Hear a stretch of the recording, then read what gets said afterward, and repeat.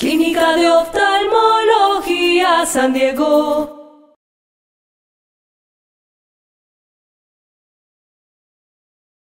Muy buenas noches para todos. Qué rico tenerlos hoy con nosotros. Para quienes no me conocen, yo soy Paula Andrea Patiño, soy la directora de Mercadeo y Comunicaciones de la Clínica de Oftalmología de San Diego. Es un gusto tenerlos en esta noche de Ecos con nosotros. Hoy tenemos una conferencia muy especial. Le voy a dar paso al doctor Carlos Restrepo para que presente nuestra conferencista. Y les recuerdo que si tienen preguntas nos las pueden dejar en el chat y al final de nuestra charla las estaremos respondiendo. Una cosita adicional y es que para poder tener un mejor desempeño en nuestra conferencia les agradecemos a todos mantener sus micrófonos en silencio. Muchísimas gracias de nuevo por estar con nosotros y doctor Carlos Restrepo, bienvenido y muchas gracias por estar hoy con nosotros. Paula, gracias por la invitación y como dices, gracias a todos por asistir, aunque es fácil asistir a una conferencia de Cristina, sobre todo que tanto expositora como el tema son muy interesantes y con Cris voy a irme un poquito al revés antes de presentarla. Se tiene un proyecto muy interesante que es fomentar la prevención del herpes a nivel de, digamos que mayores de edad, por la importancia que tiene esto y lo vamos a escuchar el día de hoy. Pero hemos estado como enredados por la situación de COVID a nivel nacional y mundial. Cristina es médica y es oftalmóloga de la Pontificia Universidad Javeriana, Bogotá, y luego hizo oftalmología en la Asociación para Prevenir o Evitar la Ceguera en México. Ella, corneóloga, miembro de Córnea Colombia, miembro también de la Junta de la Sociedad Colombiana de Oftalmología, y es una persona que ha estado hace mucho tiempo activa en todo este tema del herpes. Cris, bienvenida. Buenas noches y gracias por acompañarnos. No, mi querido Carlos, mil gracias a ustedes por la invitación y bueno, espero que les parezca interesante y que esto les llegue y que nunca olviden sobre el herpes zóster. Entonces vamos a iniciar y pues la charla se llama Lo que usted no sabe del herpes zóster. Y antes que nada, yo quisiera saber acá que me ayudaran a poner la primera pregunta que va a ser como un poco más interactiva. Quisiera saber más o menos acá las personas que están conectadas en qué rango de edad se encuentran, si están entre los 20 a 40 años, si están entre los 41 a los 50 años, 51 a 60 o si son mayores de 61 años. Entonces ya para que puedan empezar a contestar ya vamos a poner la encuesta.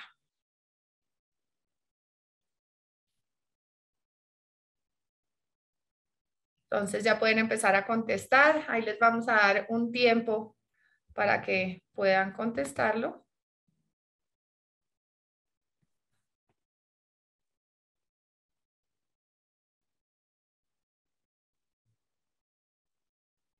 Vamos a dar unos segunditos más para que puedan contestar. Ya más o menos el 83% han contestado. Bueno, entonces yo creo que vamos a parar acá. Y acá es interesante saber que de 20 a 40 años hay más o menos el 50% de nuestra audiencia. De 41 a 50, el 20%, de 51 a 60 años, el 20%, y mayores de 61 años, el 9%. Y acá, para mí es supremamente importante saber quiénes están acá, porque sé que un 29% debería ponerle mucha atención a esta charla, que son los mayores de 50 años. Entonces vamos acá a continuar y sabemos todos que el herpes zóster es de la familia del herpes viridae, es un virus DNA de doble cadena con envoltura y van a existir 8 miembros en la familia que van a infectar solamente los humanos y entre esos pues son los que vemos ahí y el virus de la varicela zóster que es el que vamos a hablar el día de hoy. Muy bien. Bueno, entonces acá ya habíamos hecho la pregunta y nuevamente les repito que el virus del herpes zóster viene de la familia del herpes viridae, que es un virus DNA de doble cadena con envoltura. Existen 8 miembros de esta familia que van a infectar solamente a los humanos, entre esos está pues este virus de la varicela zóster y la transmisión de este es altamente efectiva. ¿Qué es lo que va a suceder? Va a invadir el tracto respiratorio superior, entonces cuando la persona que tiene una infección por por este virus, estornuda o tose, esas gotas respiratorias van a estar cargadas de virus y estas van a llegar y replicarse e invadir los ganglios linfáticos adyacentes. Posteriormente, ¿qué sucede? Se va a diseminar y vamos a ver que esto ocurre a la primera semana y vemos es una infección cutánea secundaria con esa erupción de vesículas. Esta es la fase infectocontagiosa en la que tiene esta enfermedad. Entonces, cuando vemos las vesículas es el momento que es más contagioso. Posteriormente viene la infección primaria, que acá el virus va a ir por una vía retrógrada a lo largo de los axones hacia los ganglios sensoriales y acá tenemos la fase latente. Y por último llegamos a la fase de reactivación, que ya el virus va a ir de una forma anterógrada hacia el tejido superficial, donde va a surgir ya como el herpes zóster. Entonces, el herpes zóster afecta 1 millón de casos al año en Estados Unidos y la incidencia del herpes zóster oftálmico ha venido aumentando drásticamente de un 3.6% anualmente desde el año 1994 hasta el 2008. Del 20 al 30% de la población van a desarrollar herpes zóster en la vida y un 8% van a tener compromiso de la rama B1, iniciando por la frontal, seguida por la nasociliar y por último la lagrimal. Como vemos en esta fotografía, vemos a esta mujer que tiene esas lesiones vesiculares y algo costrosas en la parte superior que comprometen la rama B1 y acá vemos algo muy importante, es que se compromete la punta de la nariz. Cuando se compromete la punta de la nariz es que tenemos un compromiso del nervio nasociliar. El nasociliar, acá eso se llama el signo de Hutchinson y es supremamente importante porque cuando vemos este compromiso en la punta de la nariz, el 50% de estos pacientes pueden tener un compromiso intraocular.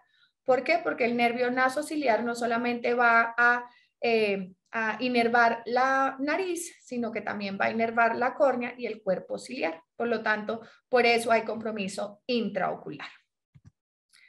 Hay muchos más casos nuevos entre la edad de 31 a 60 años, lo cual es preocupante.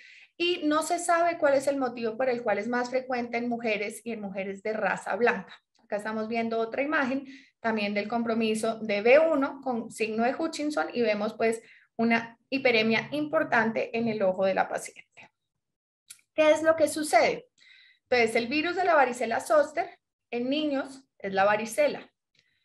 Este queda inactivo durante toda la vida en los ganglios de la raíz dorsal donde están en latencia. Pero cuando tenemos una inmunidad de las células T específicas disminuida, bien sea por un aumento de la edad, por inmunodeficiencia, por ciertos medicamentos que van a producir inmunosupresión, como por ejemplo los medicamentos que son para cáncer, o incluso se ha creído que la susceptibilidad genética me van a generar un herpes zóster. Entonces, acá la pregunta es, ¿qué nos va a proteger contra la varicela zóster? Y es la exposición en la niñez. Cuando yo era chiquita no existía la vacuna para el herpes, para la varicela, ¿de acuerdo? Entonces, en mi época, mi mamá me mandaba al colegio, a las fiestas, y específicamente que los niños estuvieran con varicela para que todos los demás nos contagiáramos y así creáramos anticuerpos, porque en esos momentos no había vacuna. Pero es a partir de 1996 que aparece la vacuna contra la varicela, o sea, esto es realmente algo reciente. Antes nos contagiaban para crear anticuerpos, actualmente pues ya existe la vacuna. Entonces, la exposición en la niñez es lo que nos va a proteger. Más del 95% de los adultos de 50 años de edad van a estar infectados con el virus de la varicela zóster y por eso les preguntaba sobre la edad que tenían. Y este riesgo de desarrollar herpes zóster, que es la culebrilla o shingles, va a tener mayor riesgo en personas mayores y que vayan a tener un sistema inmunológico reducido. ¿De qué va a estar acompañado esta aparición? Iniciamos con un dolor prodrómico que es típico, que es urente, quemante, uno siente como si le estuvieran como hormigueo y posteriormente aparece una erupción en un dermatoma, este es unilateral, no sobrepasa la línea media y es más frecuente en el tronco y en segundo lugar está la cara. Cuando vemos que se compromete más de un dermatoma, debemos pensar que ese paciente tiene un VIH. Entonces, eso lo tenemos que tener en cuenta. Esa erupción va a estar acompañada de un dolor severo, de esas lesiones cutáneas, y por lo general este dolor va a desaparecer completamente de las 4 a las 6 semanas. Pero ¿qué es lo que pasa? Que todos estos síntomas me van a reducir en gran medida la calidad de vida de nuestros pacientes. Entonces acá viene la otra pregunta para que me ayuden a colocarla, es si existe herpes zóster en niños, sí o no.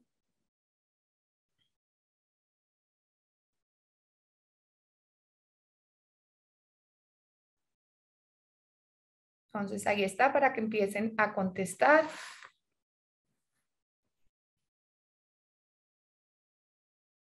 Me avisas, doctor Restrepo, cuando ya tengamos como un porcentaje para poder leer la respuesta.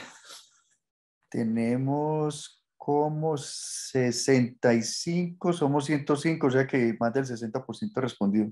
Listo, perfecto. Entonces, 70, listo. Voy a parar. vamos a parar y miramos a ver. No sé, acá me sale.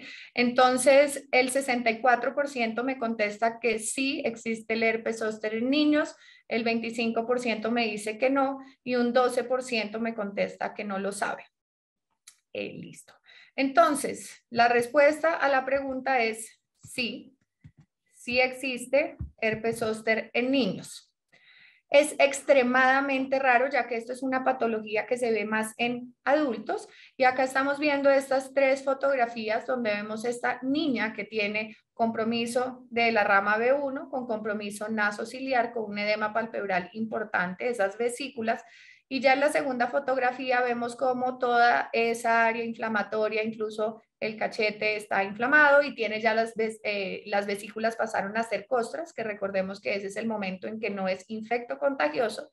Y ya cuando esta niña mejora, vemos que ya no se ven esas lesiones, pero queda con un poco de tos y secundario a ese edema palpebral importante por la parte inflamatoria. Entonces, como les digo, es extremadamente raro, pero hay 3 hipótesis por las cuales a un niño le puede dar herpes zóster. La primera es primoinfección in útero en el segundo trimestre y pues debe asociarse a alteraciones congénitas. Una segunda hipótesis es por una disminución temporal de la inmunidad del niño y la tercera es una primoinfección de varicela en menores de 1 año y este es súper importante porque es el principal factor de riesgo para desarrollar herpes zóster en la infancia. Entonces, cuando a nosotros nos llega el paciente con esas lesiones vesiculares en la cara, que es el día 0, en ese momento ningún paciente tiene compromiso ocular, o sea, el 0% van a tener compromiso ocular. Día 0, no hay compromiso ocular. Pero al mes, más o menos el 50% de los pacientes ya van a tener compromiso ocular. Entonces, al día 2 vamos a ver que van a tener una blefaroconjuntivitis o una queratitis punteada epitelial. Ya al día 4, una queratitis dendritiforme. Al día 6, ya se empiezan a volver esas vesículas en costras, va a haber un poco de secreción. A la semana vemos esa queratitis estromal anterior que parecen unas númulas, al igual que epiescleritis y escleritis. A la segunda semana se ven uveitis y no sé si todos pensarán igual, pero esto es una de las causas o de las lesiones oculares más frecuentes y se ve en un 32% de los pacientes. Al mes vemos una queratitis estromal profunda y ya de meses a años vamos a ver una queratopatía neurotrófica.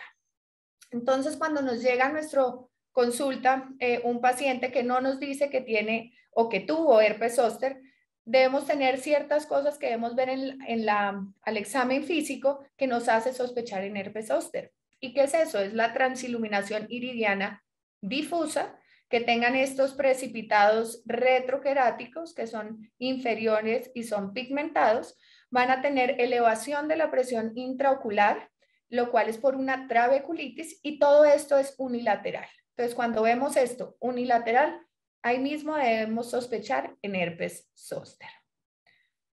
Aproximadamente 1/3 de las personas van a desarrollar herpes zóster durante su vida. El riesgo va a aumentar considerablemente en mayores de 50 años y se estima que hay más o menos 5 episodios de herpes zóster por 1000 personas. ¿Esto por qué se ha visto? Porque son los resultados de los estudios observacionales. Se han dado cuenta que esta incidencia ha venido aumentando durante la última década en varios países y se prevé que continúe aumentando a medida que pues, la edad media de la población esté aumentando también. Existen complicaciones y yo creo que esta es una de las complicaciones más importantes y la que no debemos olvidar, que es la neuralgia posherpética. Es la complicación más frecuente. Es más común cuando tenemos un herpes zóster oftálmico. Cuando tenemos compromiso ocular va a ser de un 30% versus un 16% que no tenemos si no hay compromiso ocular. ¿Cómo se define una neuralgia posherpética? Es un dolor persistente que aparece 30 a 90 días después de la erupción y este puede durar de semanas, meses o incluso años. Y acá les pongo en rojo porque es la principal causa de suicidio en mayores de 70 años, a lo cual es preocupante. Esto es un dolor insoportable. Entonces, no olvidemos que la neuralgia posherpética es la complicación más frecuente y es causa de suicidio. Vamos a tener también complicaciones oculares severas, más o menos en un 20%, y la mortalidad del herpes zóster es baja. Esto nos va a afectar es principalmente la calidad de vida de nuestros pacientes, especialmente en la parte física y social, y también en el bienestar de los pacientes. Pero más adelante les voy a comentar dos cosas muy importantes de las cuales no deben olvidarse. Entonces, ¿cuál es el tratamiento que deberíamos tener? Debemos manejar la inflamación. Y como esto es un proceso crónico, esta es una enfermedad crónica, el tratamiento debe ser crónico.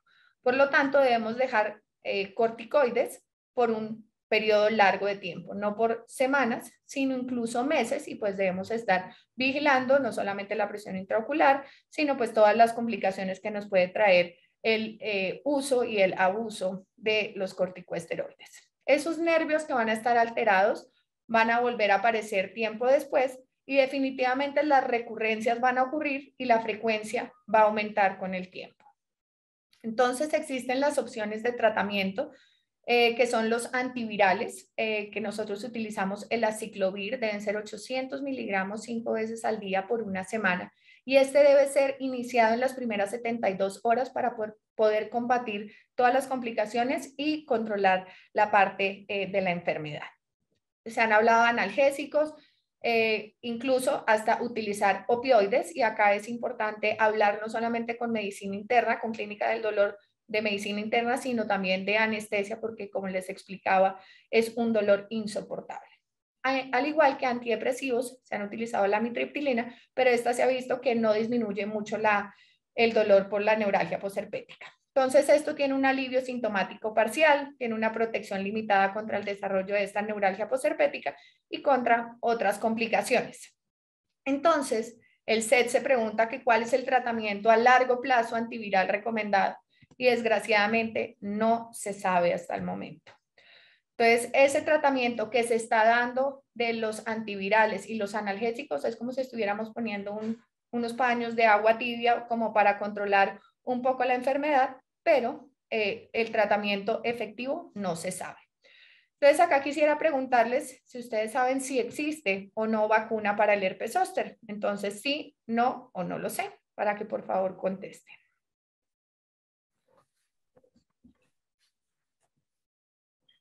¿50%, Cris?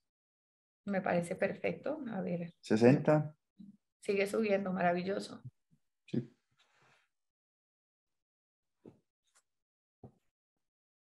70%. ¿Quieres que pare? Porfa, vale, perfecto. Entonces, el 48% contesta que sí existe vacuna, el 29% que no hay vacuna y no lo saben el 24%. Entonces, es un poco triste ver que ni siquiera la mitad sabe que existe la vacuna. Sí existe vacuna para herpes zóster y yo creo que esto es lo más importante que deben llevarse o quedar en sus casas para un futuro. Entonces, ¿por qué es tan importante la vacunación? ¿Por qué? Porque esto nos va a prevenir y acá es muchísimo más fácil prevenir que curar. Esto es una enfermedad de salud pública y lo que debemos hacer es prevenirlo y la única manera para prevenirlo es mediante la vacunación. Entonces, la vacunación contra la varicela y contra el herpes zóster, ¿qué fue lo que nos hizo? Hizo un impacto en la tasa de incidencia en jóvenes y también probablemente en personas mayores.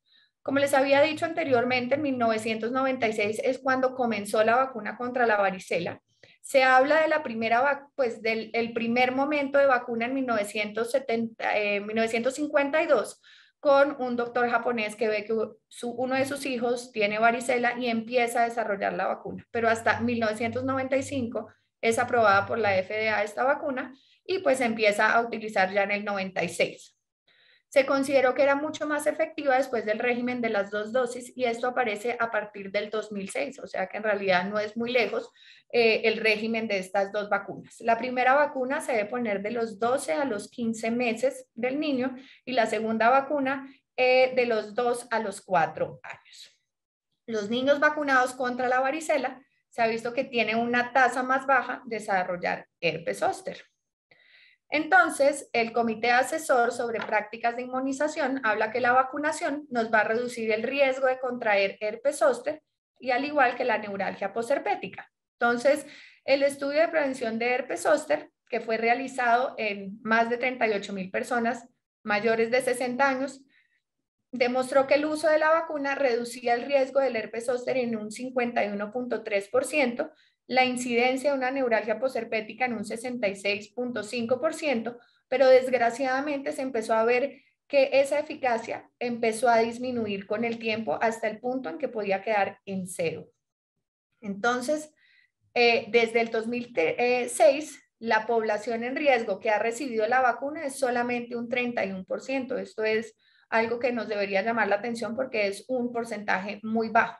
Y esto también tiene que ver que existen ciertas barreras para la vacunación y es principalmente una de ellas es el costo. Nosotros en Colombia la vacuna no nos lo da la EPS, nos toca comprarla y más o menos tiene un valor mayor de 300,000 pesos la dosis. Tiene posibles, pues no sabemos cuáles son los posibles efectos secundarios, no sabemos bien cuál es la efectividad. Desgraciadamente hay una falta de recomendación sólida de la comunidad médica y hay también confusión con respecto a las indicaciones y el momento de vacunación. Entonces, la siguiente pregunta que les hago es ¿cuántas vacunas de herpes zóster existen?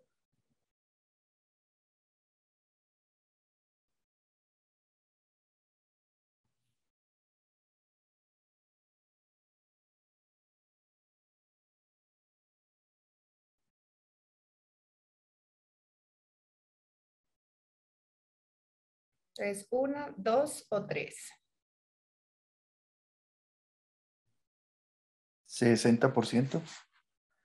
Cuando quieras. Ya llegamos al 70%. Voy a parar. Por favor. Entonces, el 32% dice que existe una, el 56% dos y el 3 vacunas el 12%. Entonces, efectivamente, son 2 vacunas, la mayoría contestó. Y estas 2 vacunas, el doctor Gibbons y la doctora Ana Calor son los que hablan bastante sobre el tema y hablan cuáles son las vacunas que están actualmente para la prevención del herpes zóster. Ellos no solamente hablan de las 2 vacunas que existen, sino cuáles son las indicaciones a quienes se les deben poner, cada cuánto tiempo y por qué se deben colocar. Entonces, la primera que les voy a hablar es el Zostavax. Esa fue aprobada por la FDA en el 2006. Esa es la que actualmente tenemos en Colombia. La otra, la que voy a hablar, desgraciadamente no ha llegado, pero espero que muy pronto llegue. Esta Zostavax es un virus vivo atenuada y fue recomendada por el Comité Asesor para Prácticas de Inmunización para la prevención del herpes zóster en mayores de 60 años. Esta es una dosis que se debe poner subcutánea.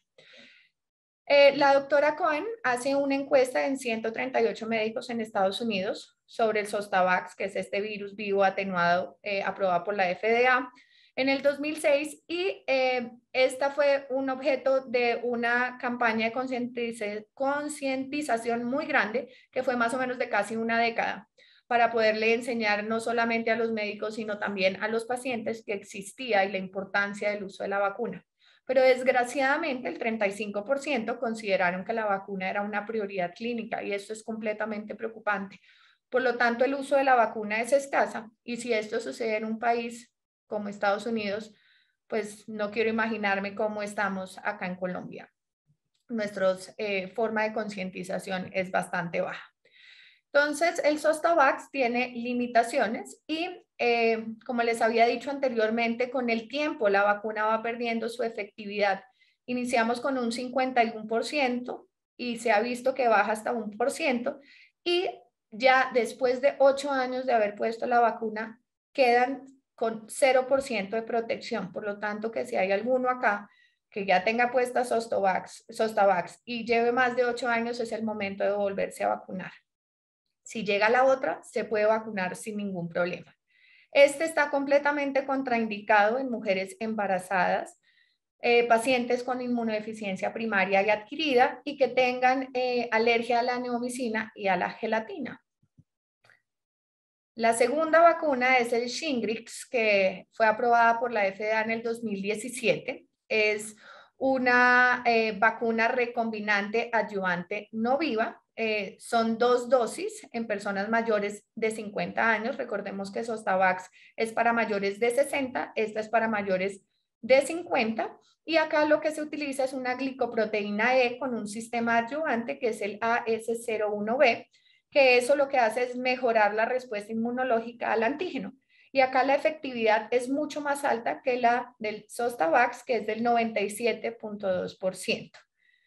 Esta vacuna podemos colocarla en personas que sean alérgicas al huevo porque no tiene ningún componente de huevo, sino que está hecho por el antígeno que es la glicoproteína E de la superficie que viene en las células del ovario del hámster chino, y el adyuvante que es la salmonela de Minnesota y el extracto de quillaya, que es esa mata que tenemos ahí. Si somos alérgicos a alguna de estas 3 cosas, no podemos colocarnos la vacuna.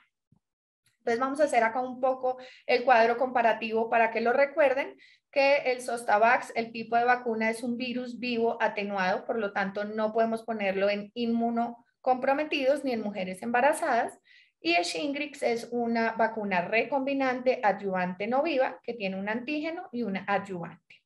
La aplicación del Zostavax es subcutánea con una sola dosis y el Shingrix es intramuscular con 2 dosis. Una en el momento que se coloca, y la segunda dosis no deben pasar más de 2 a 6 meses. Si pasa más tiempo de los 6 meses, es como si no hubiéramos puesto la primera dosis y nos tocaría volver a empezar.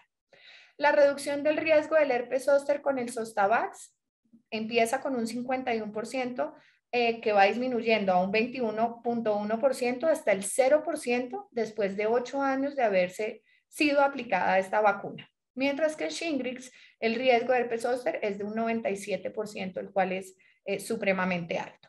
La edad, el Zostavax debe ser en mayores de 60 años, Shingrix en mayores de 50 años. ¿Y qué pacientes no podemos colocar el Zostavax? Como les había dicho, en los inmunocomprometidos y en mujeres embarazadas por ser un virus vivo atenuada, y todos los pacientes pueden utilizar Shingrix. Por lo tanto, pues es ideal tener la segunda vacuna. No sé cuántos de ustedes habrán visto esta campaña de la Cruz Roja Colombiana. Yo personalmente nunca la vi, y esto era para concientizar a la gente que por favor se vacunara contra la culebrilla. Entonces, si ni siquiera los médicos sabemos que existía la vacuna para el herpes zóster, pues menos lo van a saber los pacientes, y creo que nosotros como médicos debemos enseñarle a nuestros pacientes y a la gente que está a nuestro alrededor que deben vacunarse contra el herpes zóster. Entonces, de los asistentes mayores de 50 años que dijeron que eran mayores de 50 años, ¿cuántos de ustedes ya se aplicaron la vacuna?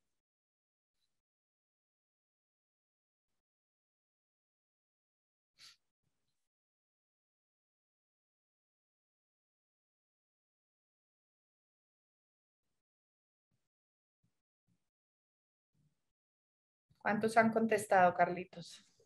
30% por ahora.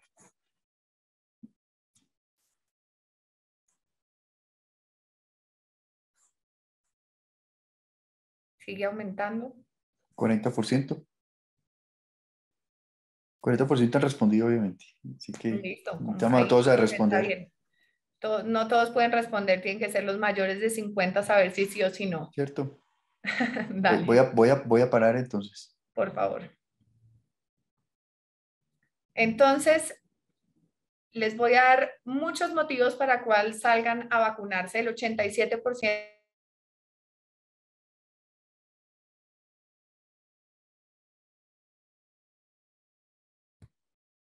¿Ya me oyen? Entonces, el 87% contesta que no se han vacunado y solamente el 13% sí se han vacunado. Eso es preocupante y les voy a dar muchas de las razones, no solamente porque la neuralgia posherpética y que no vuelva a aparecer el herpes zóster, sino ahorita les voy a explicar muchas de las razones por las cuales también deberían salir a vacunarse. Entonces, cuando nosotros tenemos un paciente que ha tenido un herpes zóster oftálmico y le vamos a proponer que se ponga la vacuna, debemos verlo antes y después de la vacunación. ¿Por qué? Porque en un porcentaje alto se puede reactivar esa enfermedad. Entonces, acá, si tenemos pacientes que han recibido Zostavax y ya llega Shingrix, ¿los podemos vacunar? Sí, sí lo podemos vacunar. Si tenemos una infección activa, como está esa paciente en estos momentos, ¿la puedo vacunar? No, no la puedo vacunar. Entonces, es importante decirle a los pacientes que deben vacunarse y si tienen un compromiso, un herpes zóster oftálmico previamente, debemos verlos antes y después para ver si hay reactivación o no. Entonces, ya veo que es muy poquito lo que se están colocando los mayores de 50 años. Quisiera saber todos los demás y pues obviamente los mayores de 50 si se los están proponiendo a sus pacientes mayores de 50 años.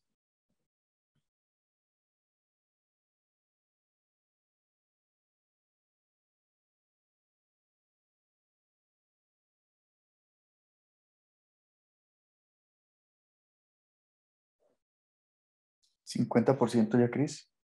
Listo, si quieres, miremos a ver.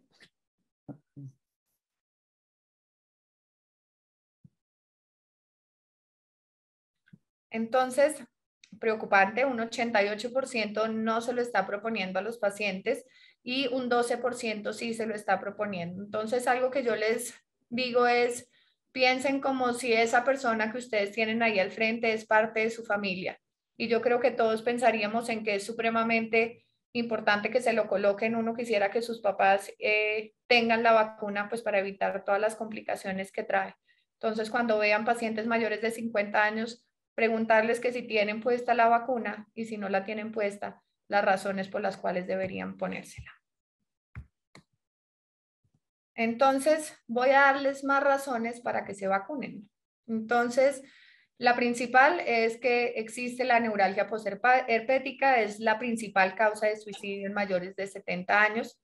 El herpes zóster o el herpes zóster oftálmico tienen de 1.3 a 4 veces mayor riesgo de desarrollar un accidente cerebrovascular o incluso un AIT un año después de la aparición del herpes zóster. Y este riesgo aumenta en pacientes más jóvenes, en menores de 40 años, y además, fuera de tener la neuralgia posherpética, accidente cerebrovascular, se puede desarrollar un infarto agudo al miocardio. Entonces, creo que son razones bastante importantes para decidir ponerse la vacuna. Entonces, ¿qué es lo que pasa? Esa infección por el herpes zóster va a llegar a las arterias cerebrales que van a producir inflamación, que van a conducir a una remodelación vascular, producen que esa íntima se vaya a engrosar y cuando se engrosa va a haber una oclusión vascular produciendo este ACV o AIT. Entonces es de vital importancia que no solamente los médicos, sino también todos los que estamos en el personal de salud recomendemos la vacunación contra el herpes zóster con la serie de las 2 dosis, preferiblemente, que es el Shingrix en pacientes mayores de 50 años. ¿Por qué es tan importante y qué impacto tiene? Es porque el herpes zóster es un problema de salud pública, tiene un impacto epidemiológico, las complicaciones como vemos son importantes, nos van a dejar secuelas que son a corto y a largo plazo y los costos de este tratamiento son extremadamente costosos y hay una poca eficacia de la terapia disponible. Entonces, ¿cuál es la única intervención efectiva? Es la vacunación en mayores de 50 años. Entonces, es mucho más fácil prevenir que curar, nos va a salir mucho más económicos y como vimos que en países desarrollados con esas encuestas había una respuesta escasa a pesar de muchos años de haberla intentado difundir y de ampliar su disponibilidad, y pues los médicos y los pacientes informados acerca de la vacunación por más de una década, solamente el 35% concluyó que era relevante y pues nosotros que estamos en Colombia, pues va a ser mucho más crítica. Entonces en oftalmología, como nos dimos cuenta, el conocimiento y la necesidad y la eficacia de la vacuna es aún menor, por lo tanto tenemos que hacer campañas de información masiva y tenemos que tomar una postura mucho más activa para prevenir esta patología. Y acá les voy a hacer unas cuantas preguntas que he hablado sobre esto durante la charla para que nos quede completamente claro. Entonces, la primera es si ya recibió Zostavax, ¿puede recibir Shingrix? ¿Sí o no?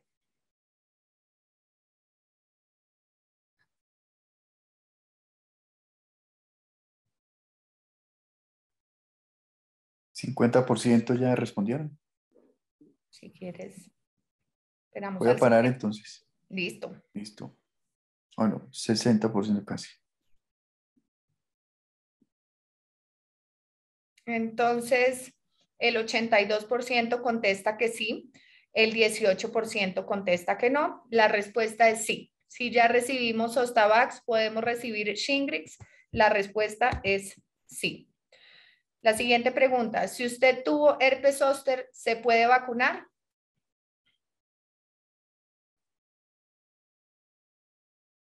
¿Sí o no? No. 60%. Perfecto.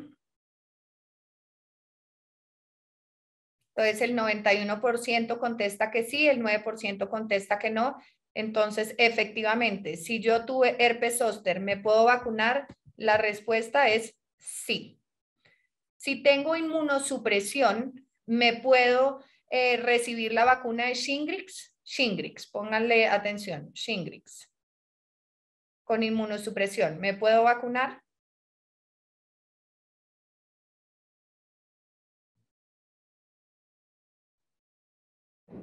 Ya han respondido un 60%. Perfecto. Perfecto. Listo.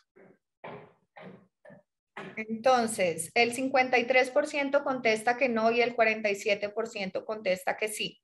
Están muy parejas y acá cuando yo tengo inmunosupresión, recuerden que el Shingrix no es un virus vivo, sino es una recombinante. Entonces, en Shingrix yo sí puedo ponérmela con inmunosupresión. Zostavax, que es la que actualmente tenemos en Colombia, con inmunosupresión, al ser un virus vivo, no podemos colocarlo. Entonces, en Shingrix, sí. La siguiente pregunta, si yo nunca tuve varicela, ¿me puedo colocar la vacuna? ¿Sí o no?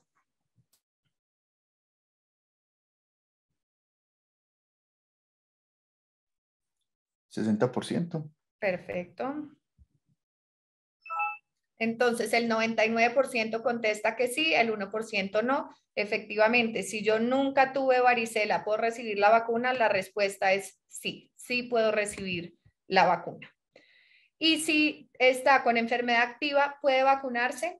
¿Sí o no?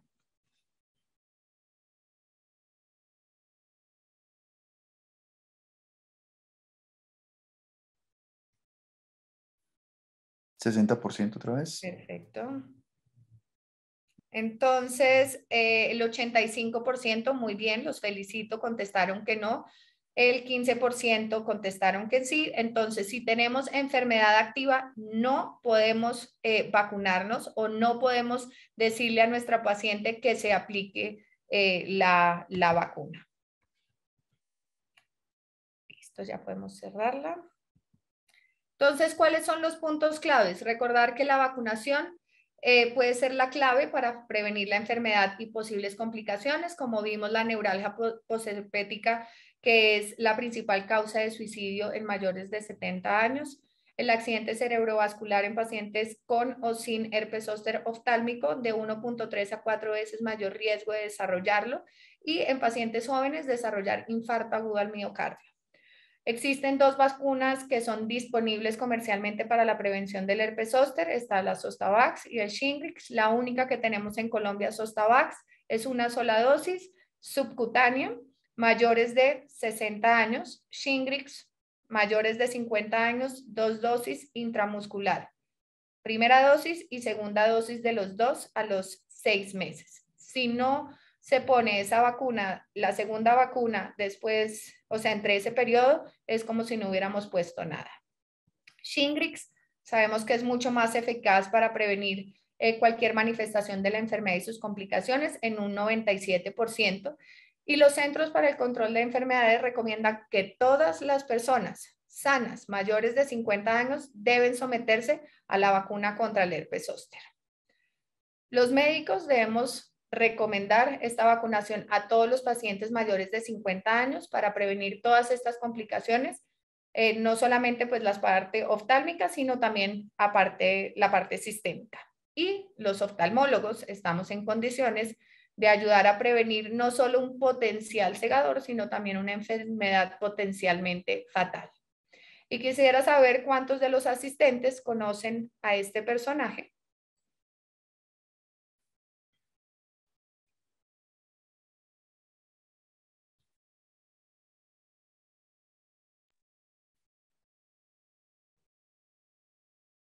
%60. Voy a Listo. parar por acá. Entonces, para los que no saben quién es el Capitán Centella. Y el 36% dice que sí, el 64% dice no. Entonces, ese 36% que dice conocerlo debe ser mayor de 50 años. Por lo tanto, por favor, mañana mismo salgan a vacunarse. Muchas gracias. Cris, excelente conferencia, sensibilización y soporte de la necesidad de la vacuna. Obviamente yo te creí, yo me vacuné hace rato ya para tener, al menos con Zostavax, protección. Aquí todos te felicitan. En el chat hay algunas preguntas que te voy a ir pasando como en orden de aparición. Aquí Andrea Belén pregunta, buenas noches, disculpe, ¿qué ocurre si se diagnostica después de una semana y no pasa de las 72 horas? Lo que pasa es que el tratamiento antiviral va a tener mayor eficacia en las primeras 72 horas, entonces va a controlar muchísimo mejor la enfermedad. Entonces, lo ideal es en las 72 horas. Si se da después, pues va a ser más caldito en sí, más pañito de agua tibia que lo que debería hacerse, pero pues lo ideal es en las primeras 72 horas. No quiere decir que no se pueda dar después. Diosa Méndez pregunta, por favor, para confirmar, 800 miligramos 5 veces al día. ¿Esa es la dosis actual establecida?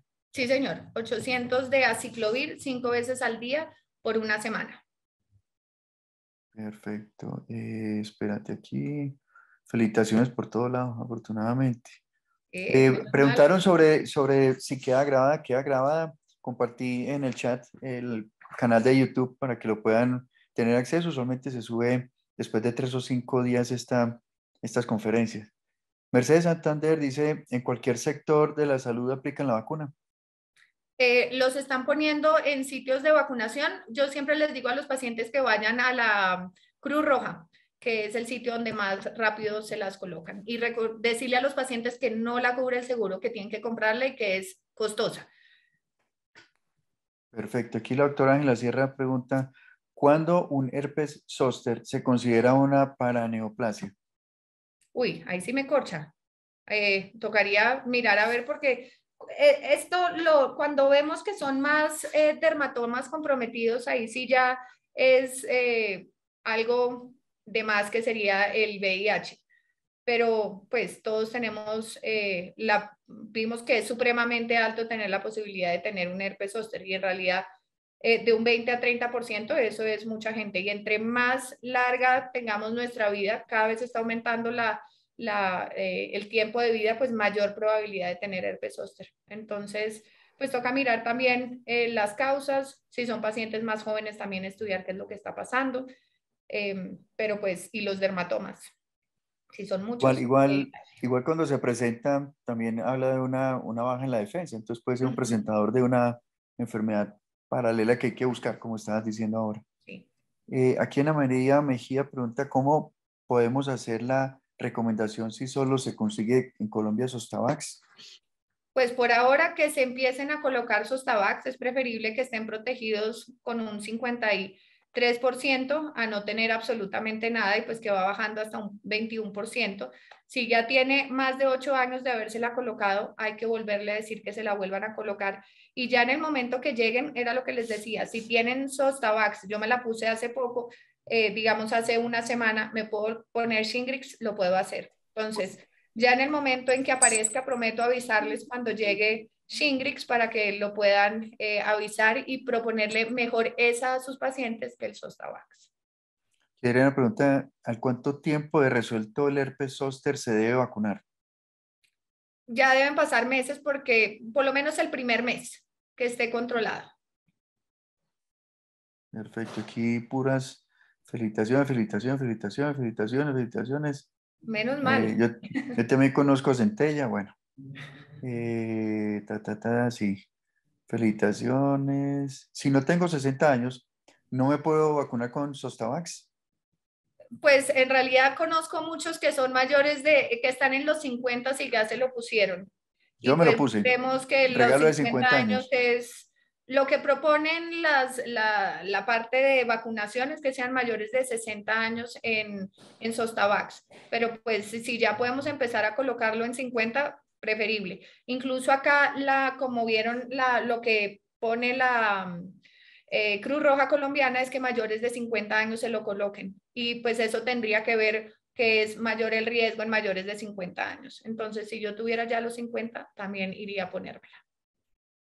Perfecto. Dice aquí, doctora, en Colombia, ¿qué se sabe como tratamiento de la neuralgia postherpética del uso de cannabinoides?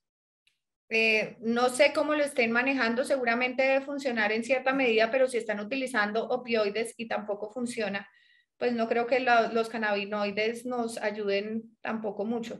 Esas son medidas que son como parciales, esto no es la medida definitiva y el CEDS dice que la medida definitiva todavía no se sabe, que es lo triste.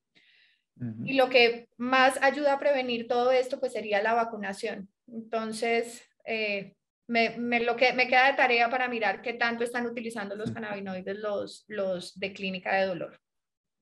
Carolina Pineda pregunta si un paciente con VIH tiene un recuento de CD4 mayor de 500 y una carga viral indetectable, ¿se puede vacunar?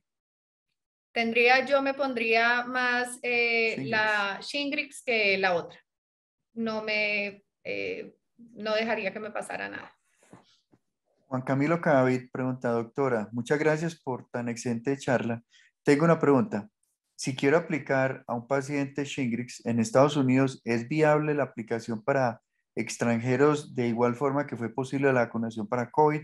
¿O hay alguna reglamentación referente a esto? No, no hay ninguna reglamentación. Se pueden vacunar sin ningún problema. María Alberto Hernández pregunta, ¿qué tipo de solución recomienda para limpiar un tonómetro de contacto cuando se mide la presión en un paciente con herpes? Yo la pondría en Cidex durante un buen ratico y después limpiarlo bastante bien. Yo creo que lo dejaría unos 15 minutos. También. Carolina María. Doctora, una pregunta. ¿En los niños cuál sería la dosis para el tratamiento con aciclovir?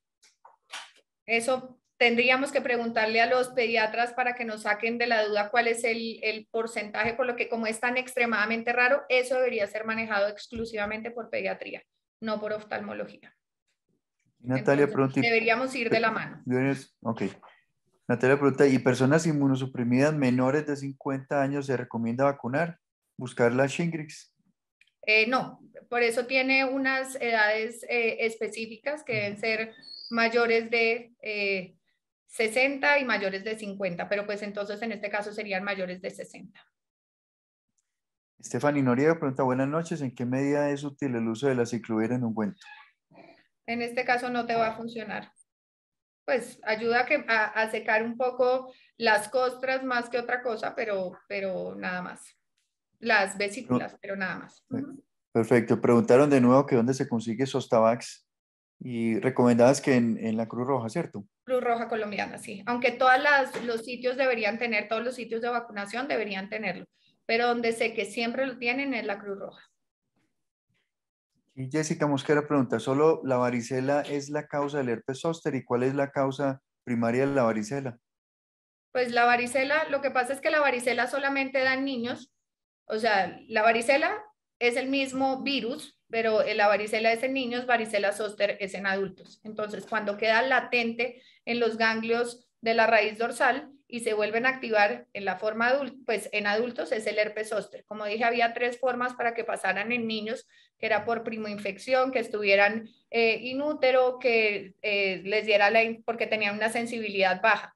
Pero el virus de la varicela es el mismo en niños que en adultos. Pero la diferencia es que en niños es varicela, en adultos es ya porque queda latente y queda el varicela zóster. Y pregunta Clara Echandía que dónde en Estados Unidos se puede conseguir y si sabes algo del precio de la vacuna, No, de shingles. eso sí me corchan en donde, pues yo creo que los sitios de vacunación, precios no sabría decirte, pero tampoco es una vacuna barata, o sea, ya también sigue siendo costosa. Mi hermana que vive en Canadá le tocó comprarla y me dijo que fue bastante cara y la que se puso pues claramente era Shingrix y se puso pues sus 2 dosis. Juan José Mosquera pregunta qué tan necesario es remitir un paciente a neurología versus algesiología. Una vez se estableció. Pues la neuralgia posherpética, si yo ya veo que esa neuralgia está siendo bastante importante, yo sí la mandaría no solamente a neurología, sino también clínica de dolor. Y Juan José pregunta si la varicela es el producto de la erradicación de la viruela. No son diferentes. Aquí está levantando la mano Ernesto Ortega. Ernesto, si quieres, enciende el micrófono.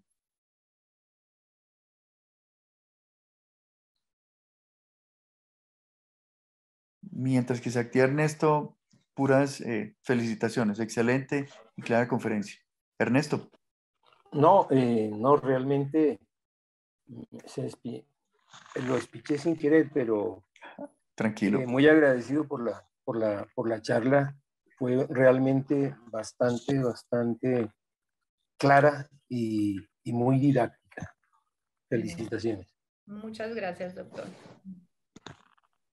Aquí pregunta Rita Pérez que aparte de la neuralgia postherpética en herpes zóster oftálmico, ¿qué otra consecuencia deja?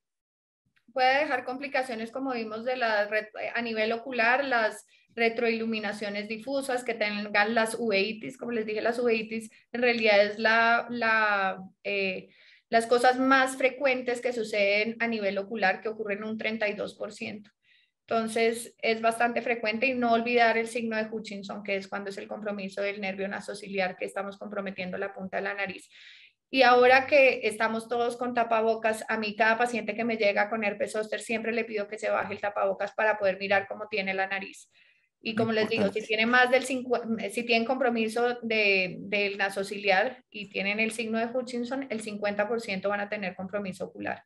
Entonces sí es muy importante mirar no solamente la parte de la neuralgia posherpética, que es la complicación más frecuente, y en realidad bastante devastadora, sino a nivel ocular las uveitis. Y pues esas uveitis llevan a trabeculitis y por eso es que se suben las presiones intraoculares y recordar que esto es una patología unilateral porque solamente se está comprometiendo un dermatoma. Pues. Creo que ya, inclusive por honor del tiempo, terminamos. Agradecidos por la presencia tuya, muy edificante esta conferencia. Y de nuevo, es importante lo de la vacunación y hacernos conscientes nosotros para poder hacer conscientes a los pacientes de la importancia de esto. Queda la conferencia grabada y eso se sube al canal de YouTube. Ahí les compartí en el chat pues digamos que el link para el canal y se sube usualmente después de unos 5 días. Así que bienvenidos si la quieren compartir o ver más adelante porque hay mucha información que puede ser importante para repasar. De nuevo, gracias, doctora, por estar con nosotros. No, gracias, doctor Restrepo, a ustedes por la invitación y pues por esa cantidad de gente que asistió el día de hoy a esta charla, después de un congreso que yo creo que deben estar un poco aburridos de ver tanta charla, pero bueno. Tanta cosa, sí. También Bueno. hay un link para calificar la conferencia a la doctora. Esperemos que sean benévolos, obviamente. Por favor. Porque fue una grata conferencia. Muchas gracias por todo. No, a ti mil gracias y bueno, gracias a todos por haber asistido y haber querido estar y ayudarnos con la votación y todas estas cosas para hacerlo un poco diferente. Así es. Muchas gracias a todos. Una buena noche. Gracias. Que estés bien. Clínica de Oftalmología San Diego.